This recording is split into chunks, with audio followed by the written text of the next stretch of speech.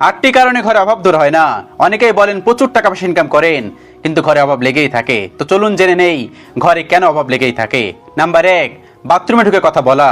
আমরা অনেকেই আছি মোবাইলে বাথরুমে ঢুকে কথা বলি। এই কাজটা কখনোই করবেন না, এটা করলে কিন্তু অভাব দূর হবে না ঘর থেকে। নাম্বার 2, পুরুষ উপর হয়ে শুয়ে থাকা। কখনোই উপর হয়ে শুয়ে থাকবেন না। সবসময় মাথায় রাখবেন আপনি কিন্তু ঘরের কর্তা, আপনি কিন্তু ইনকাম করেন।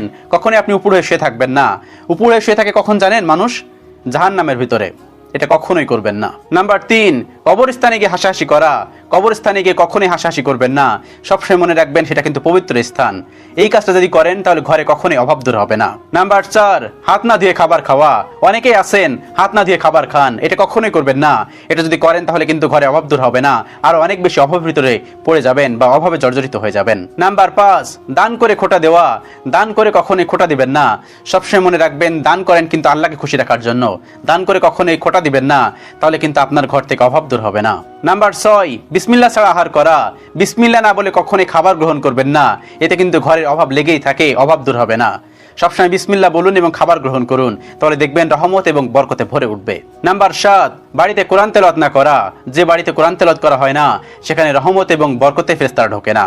সেজন্য সবসময় চেষ্টা করবেন ঘরে একদিন হলেও, সপ্তাহে একদিন হলেও কোরআন তেলাওয়াত করার জন্য। তাহলে দেখবেন ঘরে অভাব দূর হয়ে যাবে।